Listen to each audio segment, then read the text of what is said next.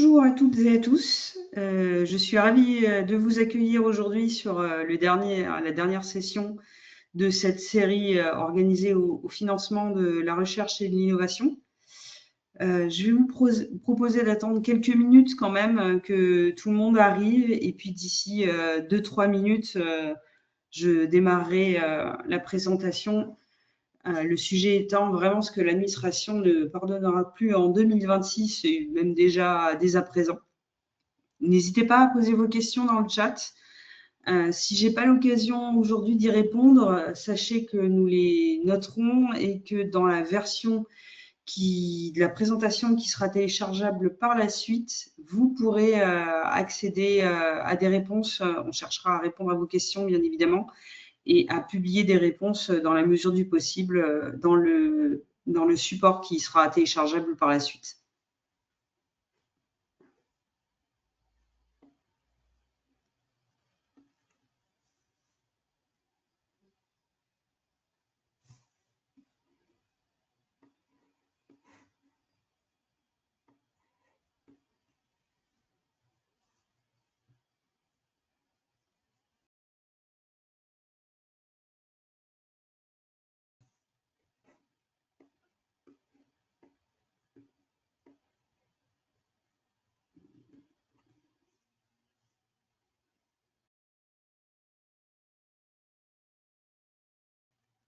Eh bien, je vais vous proposer de démarrer. On a attendu 2 petites minutes.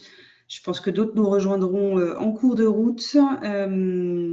Donc aujourd'hui, l'objectif, c'est vraiment d'aborder ce que l'administration ne pardonnera plus donc, en 2026. Et là, aujourd'hui, je vais m'attacher réellement donc, aux dispositifs fiscaux d'aide à l'innovation, notamment le CIR, le C2I, le JUI, soit le crédit d'impôt recherche, le crédit d'impôt innovation et statut jeune entreprise, les éléments qu'on retrouve souvent, même communs à tous ces dispositifs lors de contrôle, et enfin les bonnes pratiques à mettre en place justement pour éviter d'avoir des sujets sur ce point. En premier lieu, je vous propose d'aborder les sujets de litige qu'on voit vraiment de manière récurrente sur le CIR à date, avec un petit rappel d'abord en préambule sur ce qu'est le crédit d'impôt recherche, qui finance donc les opérations visant à résoudre une problématique scientifique ou technique et qui respecte notamment les 5 critères de Frascati que sont l'incertitude, la créativité et la nouveauté. Ça, c'est vraiment intrinsèque à chacune des opérations que vous souhaitez retenir au titre du crédit d'impôt recherche, et les critères de systématisation et de transférabilité reproductibilité, qui, eux, sont plutôt des critères en lien avec votre activité de R&D au sens large, notamment votre organisation, votre structuration de votre R&D. Les points clés qui doivent être justifiés pour mettre en avant la R&D au sens du CIR, que sont la problématique scientifique, l'état de l'art, les lacunes et les verrous, la démarche scientifique et les travaux, mais aussi les résultats et contributions. Les indicateurs de R&D que vous pouvez mettre en avant, que sont la publication de revues, le dépôt de brevets, la présentation lors de congrès, alors plutôt scientifiques, pas commerciaux, et les collaborations avec des organismes de recherche publique. Maintenant qu'on a un peu redéfini le cadre de ce qu'est une opération de R&D au sens du CIR, ce qu'on peut retenir au sens du CIR, j'ai pris la définition qui a cours depuis le 15 février 2025, vu les modifications introduites par la loi de finances 2025, dont certains sont discutés à l'heure actuelle au Sénat. Donc, on peut prendre en compte le personnel, notamment les salaires bruts et charges patronales éligibles au prorata du temps effectivement consacré à la R&D, multiplié par 1,4 pour tenir compte des 40% de frais de fonctionnement depuis le 15 février 2025. On prend aussi le matériel via l'amortissement du matériel acquis neuf, toujours au prorata de l'utilisation des activités de R&D éligibles, multiplié cette fois par 1,75 pour tenir compte des 75% de frais de fonctionnement sur le matériel. La sous-traitance, enfin, avec l'intégration possible des montants hors taxes facturés par les organismes agréés au titre du CIR avec certains plafonds à impliquer pour l'externalisation d'opérations de R&D en soi ou d'opérations nécessaires et indispensables à la R&D interne que vous conduisez en interne. Les dépenses de normalisation que je ne détaille pas vraiment parce que c'est un poste de dépenses qu'on croise très très peu souvent. Et cette assiette doit diminuer des aides publiques que vous percevez au titre des opérations de R&D. Les confusions qu'on voit souvent sur le CIR et qui introduisent des problèmes et souvent sujet de litige avec l'administration, il y a la confusion entre la problématique scientifique qui doit être l'objet d'une opération de R&D et l'objectif technique des projets commerciaux qu'il y a derrière une opération de R&D, la confusion entre l'état de l'art et la veille technologique concurrentielle, et enfin, la confusion entre démarche scientifique et grandes étapes de développement. La problématique scientifique est vraiment à distinguer des objectifs commerciaux, techniques du projet commercial qu'il y a derrière. Viser la conception d'un produit ou service, aussi technologique et complexe qu'il soit, n'est pas la finalité de l'opération de R&D ouvrant droit au CIR. C'est la finalité du projet commercial au sein duquel l'opération de R&D peut éventuellement s'inscrire. La finalité d'une opération de R&D pour l'administration et les textes encadrant le CIR, c'est vraiment de contribuer à résoudre une problématique scientifique non résolue dans l'état de l'art. Par exemple, viser la conception d'une solution de gestion automatisée de détection de fake news, ce n'est pas la même chose que chercher à proposer un nouveau LLM robuste face aux attaques adversariales et capable de gérer l'écart sémantique entre modalités distinctes. Attention, l'état de l'art n'est pas à confondre avec la veille technologique et concurrentielle. L'analyse des technologies ou produits concurrents, aussi chronophage et éclairante qu'elle puisse être pour définir votre cahier des charges ou votre positionnement concurrentiel, n'est pas assimilable à l'analyse des techniques, concepts, positions scientifiques entourant une problématique à résoudre. Par exemple, analyser les solutions de détection d'erreurs et algorithmes, ce n'est pas la même chose qu'analyser les références académiques en lien avec la problématique de LLM non robuste face aux attaques adversariales. Là, je vous invite vraiment à utiliser des sources pour faire votre état de l'art comme Google Scholar, Hyperarticle en ligne, ResearchGate, CiteSeerX. Il y a les IA, bien évidemment, qui peuvent vous aider. Simplement, attention à la véracité des sources en IA. On le sait aujourd'hui, les IA peuvent halluciner. Donc, faites bien attention aux résultats que des ressources. Je conseille, par exemple, une IA comme Perplexity. Il y en a d'autres, évidemment, mais qui sont vraiment dédiées à un caractère, à une analyse plus scientifique.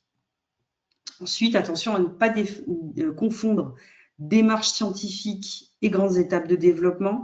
C'est important. Les grandes étapes de développement, si elles démontrent une approche structurée dans votre façon de conduire votre R&D, ce qui est bien pour le caractère systématique, le critère systématique et le critère de transférabilité, ça ne montre pas l'originalité des hypothèses que vous auriez posées et des concepts ou alignements de concepts que vous avez dû définir pour arriver à résoudre votre problématique. Donc, définir les données d'entrée du LLM, concevoir le LLM, tester un échantillon réduit. Là, on voit vraiment les étapes de développement.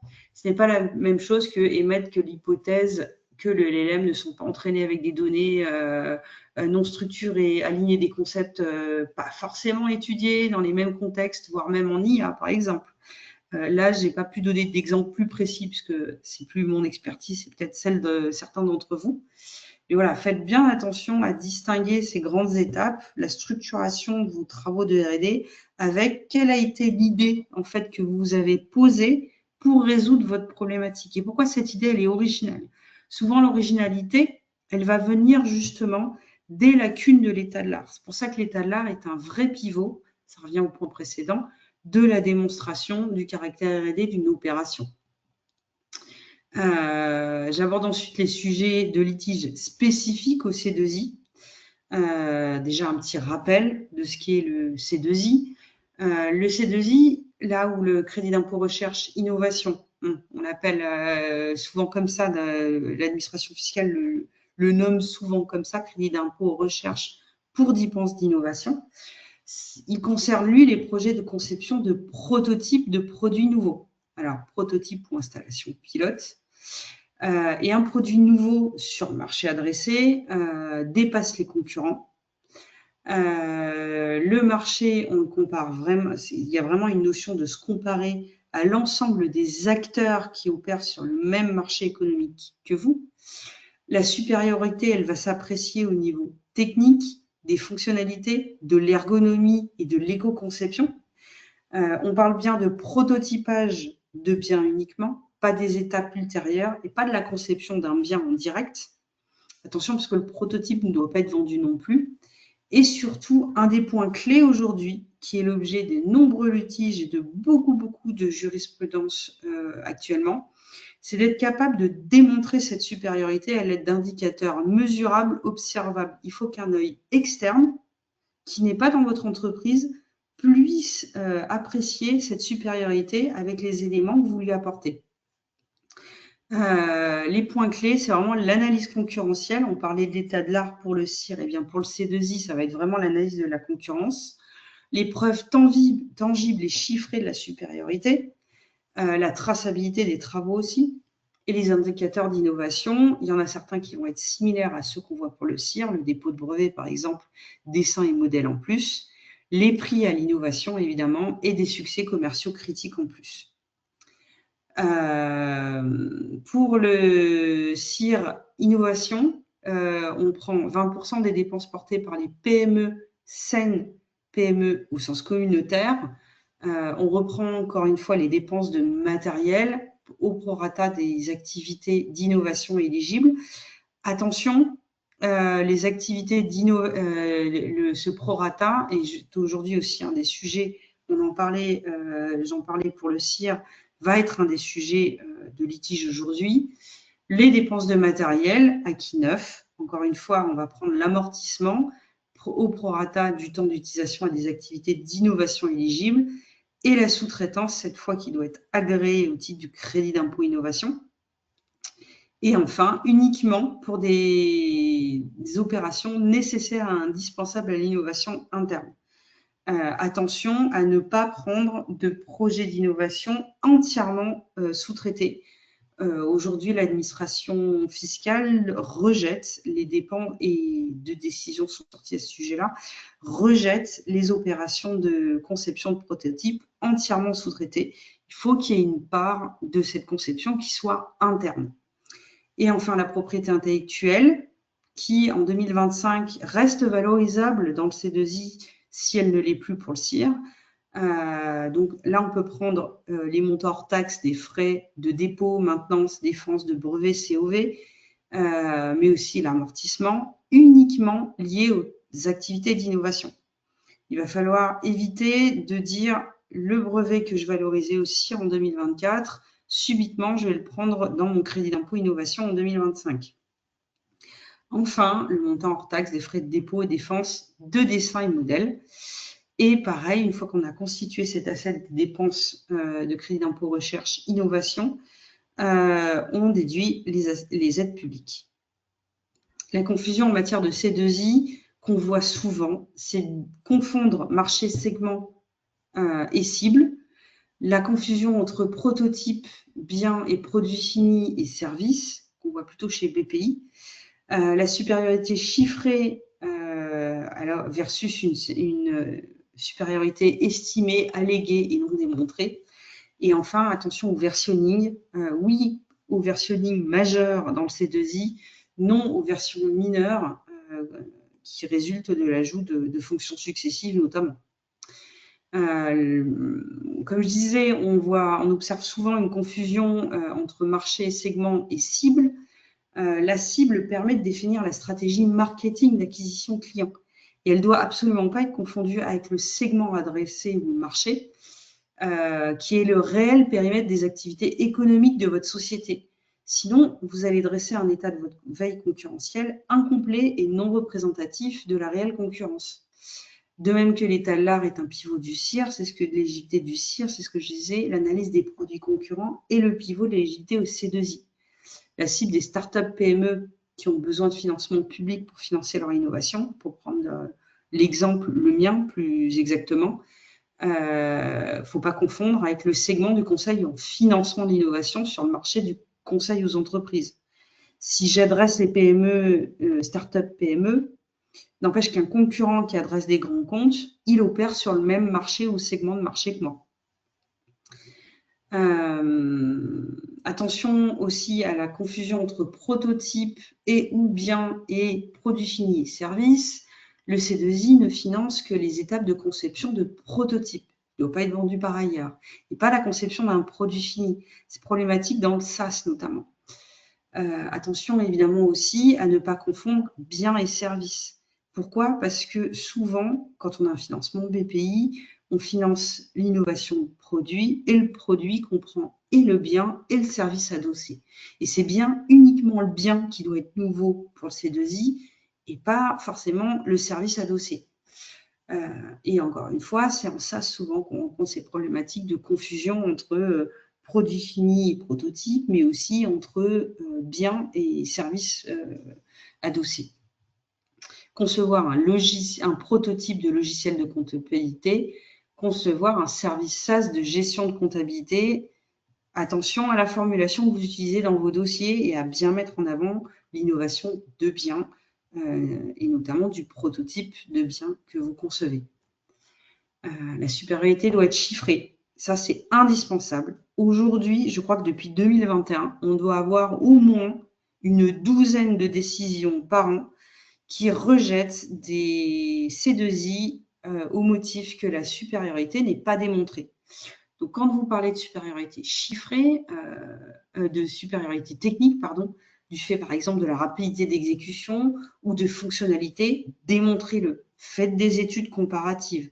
Il y a des outils comme Sensor Tower qui peuvent permettre de le faire. C'est payant, mais aujourd'hui, ça va être difficile, sans vraiment comparaison chiffrée, de mettre en avant votre supériorité. Utilisez WebArchive aussi, qui est un outil qui permet de comparer, puisqu'on compare notamment l'état de la concurrence au démarrage du projet de conception de produits nouveaux. Et ça va vous permettre de dire, à ce moment-là, évidemment, il faut avoir fait un état de la concurrence complet, mais de dire, mes concurrents, à ce moment-là, leur performance d'exécution, elle était affichée à temps. La fonctionnalité Intel, elle n'était pas présente. Et servez-vous de WebArchive pour établir, prouver le fait que la fonctionnalité que vous proposez n'était pas présente chez vos concurrents. Enfin, dernier point, version majeure. Le tribunal administratif de Nîmes, en 2022, avait rejeté la possibilité de valoriser des versions majeures au titre du crédit d'impôt innovation. La Cour d'appel de Toulouse est venue casser cette décision. Cependant, il faut réellement démontrer que vous êtes dans le cas de version majeure et attention, l'ajout successif de plein de fonctions n'est pas constitutif d'une version majeure. C'est vraiment le fond scientifique, le fond technique, pardon, le socle de votre solution qui a été revu et corrigé pour pouvoir supporter peut-être la présence de ces nouvelles fonctions, alors que l'ancienne version n'aurait peut-être pas pu les supporter. Et le meilleur exemple que je cite, qui parle souvent, c'est Windows 10, Windows 11. Ce sont des versions majeures. Attention au SaaS, parce que finalement, on est sur un prototype perpétuel. À dire, j'ai rajouté 12 fonctions, c'est une nouvelle version majeure. C'est rarement constitutif d'une nouvelle version majeure. Enfin, les sujets de litige spécifiques au JUI. Là, pareil, je reprends un petit peu la définition de ce que sont les JUI, puisque maintenant, on doit parler de plusieurs JUI. Et là, attention, je vais parler, encore une fois, suite à la loi de finances pour 2025, et notamment la loi de financement de sécurité sociale, des critères pour les exercices ouverts à partir du 1er mars 2025. Il y a 5 critères à respecter à la clôture de chaque exercice au titre duquel vous voulez prétendre au statut jeune entreprise innovante. L'âge, vous devez avoir moins de 8 ans. La taille, votre entreprise doit être une PME. Alors, pas forcément au sens communautaire, c'est vraiment l'entreprise qui demande le statut qui doit être PME avec moins de 250. Il y a une erreur, je le corrigerai pour la diffusion. Pour l'effectif, un chiffre d'affaires inférieur à 50 millions et un total de bilan inférieur à 43 millions. Le capital doit être détenu de manière continue par des personnes physiques en direct à plus de 50% ou par une PME elle-même détenue à plus de 50% par des personnes physiques. L'activité doit être nouvelle, c'est-à-dire que votre entreprise doit être créée ex nihilo, sans reprise de moyens économiques d'une activité préexistante. Et enfin, les dépenses de R&D doivent représenter au moins 20% des charges fiscalement déductibles à la clôture de l'exercice. Les éléments à justifier pour faire valoir votre statut jeune entreprise innovante, évidemment, il y a les 4 critères administratifs et juridiques, l'âge, la taille, le caractère nouveau de l'activité et la détention du capital par des personnes physiques. Les mêmes critères que pour le CIR, parce que c'est la R&D au sens du CIR, contrairement à ce que le nom du dispositif pourrait évoquer. Et enfin, mettre en avant les indicateurs de R&D que vous pourriez avoir, publication de revues, dépôt de brevets, présentation de congrès, collaboration avec des organismes de recherche publique.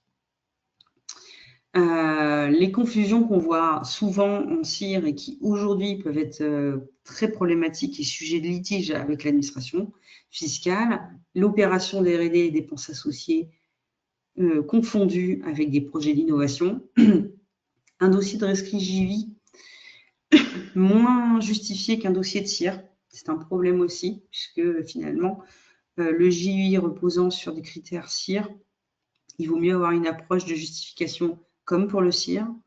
Être à jour de ses obligations déclaratives et de paiement, autant sociales que fiscales. Et enfin, attention, parce que souvent on demande le statut jeune entreprise innovante pour les exonérations sociales dont on peut bénéficier avec ce dispositif. Les profils qui bénéficient d'aide à l'emploi ne peuvent pas bénéficier des exonérations sociales du JUI. Donc, comme je disais, attention à la confusion entre opération de R&D et projet d'innovation. L'éligibilité du JI repose sur des activités de R&D éligibles au CIR, pas sur des activités d'innovation ouvrant droit au C2I ou à des aides directes comme celle de BPI France.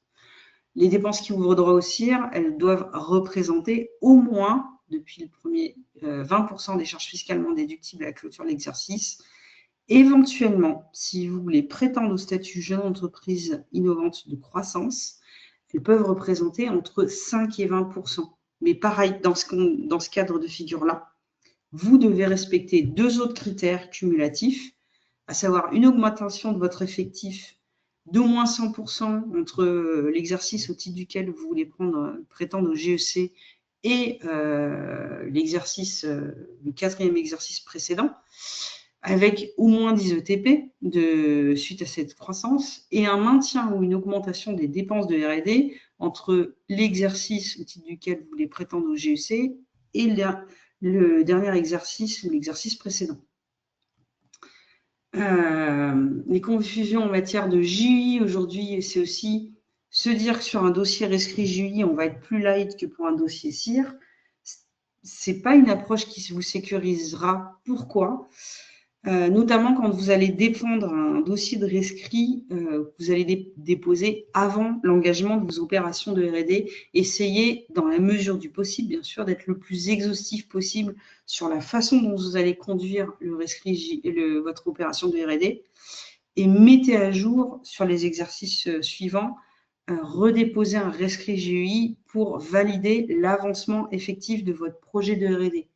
Pourquoi ? Parce que dans le cadre d'un contrôle du CIR, l'administration fiscale regarde les mêmes critères, regarde notamment l'affectation, les contributions du personnel à la R&D, et si elle est jugée insuffisante, peut invalider le CIR et le JUI qui va avec, y compris si vous avez eu une validation de votre JUI. Pourquoi ?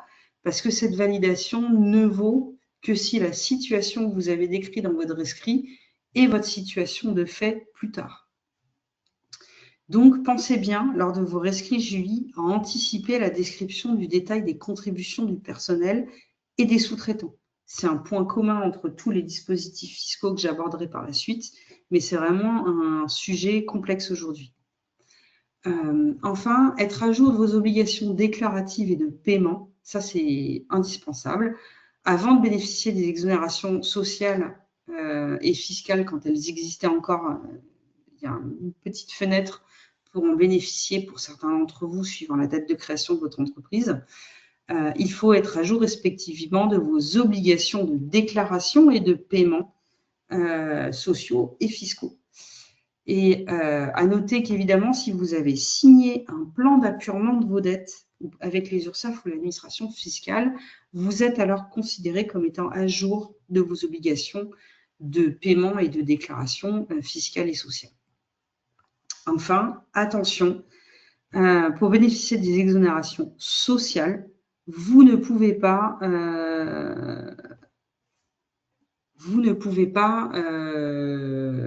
les appliquer sur des emplois qui bénéficieraient déjà d'aide à l'emploi, d'aide d'État à l'emploi. Parmi ces aides d'État à l'emploi, là où je vois souvent des erreurs, c'est quand on bénéficie d'une cifre, parce que souvent la thèse cifre, on dit c'est une aide d'État à la R&D. En fait, elle a un double statut, cette aide, c'est à la fois une aide d'État à la RDI, mais aussi une aide d'État à l'emploi.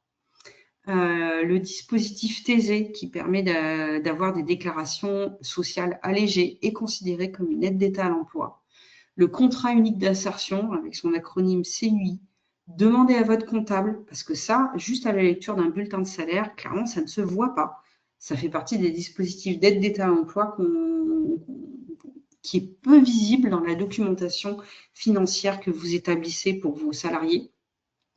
Et les anciens, je crois que ça a changé de nom, mais bon, je l'appelle encore comme ça, ACRE-NACRE, dispositif d'aide d'emploi de France Travail, dont certains d'entre vous bénéficient peut-être à l'occasion de la création de votre entreprise. Et par ailleurs, n'oubliez pas, pour les salaires inférieurs à 1,6 fois le SMIC, alors avant janvier 2026, il est possible de bénéficier des exonérations générales de cotisations patronales, ce qu'on a appelé les exonérations Fillon il y a plusieurs années, et elles ne sont pas cumulables avec les exonérations sociales du JI. Et souvent, financièrement, sur les bas salaires, elles sont aussi intéressantes. Les sujets de litige touchant toutes les aides à l'innovation.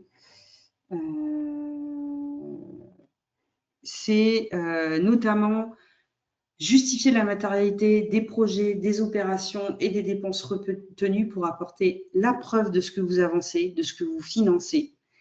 Comme je dis souvent, le formulaire de déclaration prend l'ascenseur, la justification technique et financière prend l'escalier. Et c'est la mise en place des bons outils et bonnes pratiques qui vous permettra de prendre un escalator. Parce que oui, ce ne sera pas complètement simple. Donc, un autre, derrière cette justification, cette tendance générale, on observe l'absence de suivi de temps. Très concrètement, c'est un sujet de litige récurrent. L'absence de suivi de projet pour justifier de la réalité des travaux et projets menés. Enfin, en ce moment, celui qu'on rencontre souvent, c'est l'absence de suivi de contribution pour justifier de la réalité de l'implication des chercheurs et techniciens internes et externes.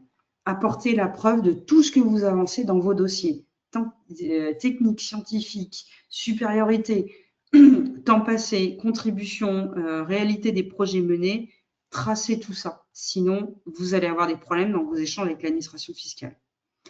La sous-traitance en cascade, la déduction des aides perçues, la R&D vendue, aujourd'hui, sont des sujets de litige. La R&D ou l'innovation vendue sont des sujets de litige. Attention à bien tracer ce que vous faites pour votre compte, de ce que vous faites pour un tiers, de ce qui est financé, de ce qui n'est pas financé dans votre projet. Et enfin, je conclurai par parce que je vois que j'ai pris un peu de retard, par les bonnes pratiques à mettre en place. Planifier, sourcer, tracer, chiffrer vos projets de RDI de manière rigoureuse. Le bénéfice que vous allez en tirer, il va aller bien au-delà du CIR. Ne faites pas une démarche comme ça juste pour bénéficier du CIR. Faites-le de manière générale parce que c'est ce qui vous permettra d'être en conformité, oui, pour le CIR, le GI et le C2I, certes, mais c'est aussi des KPI intéressantes pour d'autres financements, BPI, l'ADEME, l'Europe. Et en plus, c'est un élément clé pour aussi définir, pondérer, peut-être arrêter des fois des projets de R&D, chiffrer aussi le bénéfice, les services, les produits que vous allez pouvoir commercialiser à la suite de ces opérations. Et voilà pour les éléments clés aujourd'hui que je voulais mettre en avant pour bien justifier vos aides fiscales à l'innovation et qui peuvent être sujets de litige si elles sont mal justifiées. Donc, je vous laisse, si vous avez des questions, n'hésitez pas à me les envoyer dans le chat. Le chat est là, je peux y répondre. Je vais en noter certaines si je n'ai pas la réponse aujourd'hui pour y répondre.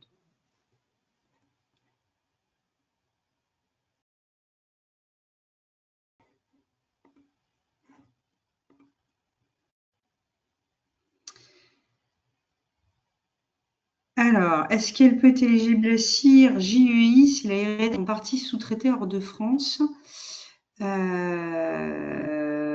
Alors, la partie intellectuelle est en fait en interne et la partie réalisation technique est externalisée hors de France. Alors, en fait, il y a deux questions en une dans celle-là. Est-ce qu'on peut avoir la sous-traitance hors de France si elle est agréée? Oui. Européenne uniquement.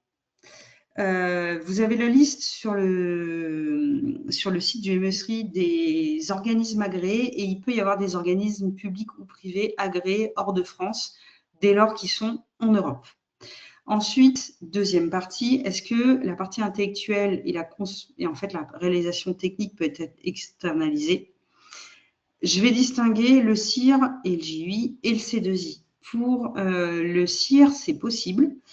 Attention, il y a des plafonds qui s'appliquent. La sous-traitance ne peut représenter que 3 fois maximum les dépenses internes. Les dépenses internes, c'est le personnel, le matériel que vous avez. Il faut des suivis de temps et des preuves du fait qu'il y a une partie intellectuelle sur le projet interne. Si vous ne le tracez pas, vous ne le démontrerez pas, ça sera compliqué. Ensuite, pour le C2I, attention, la conception d'un prototype qui serait entièrement externalisé, c'est pas bon. Il y en a bien qui essayent de tenter de dire qu'ils ont défini le cahier des charges, les spécifications techniques fonctionnelles. Pareil, il faut des preuves matérielles de ça et un vrai suivi de temps de cette partie-là. Si vous n'avez pas la double combo suivi du projet, de ce qui a été fait concrètement, des contributions, suivi de temps et preuve du fait que c'est vous qui avez établi le cahier des charges, ça va être compliqué. Pareil, l'agrément C2I hors de France, c'est possible s'il est européen, la sous-traitance, pardon, si elle est européenne et agréée au titre du C2I. Ah, j'ai une autre question.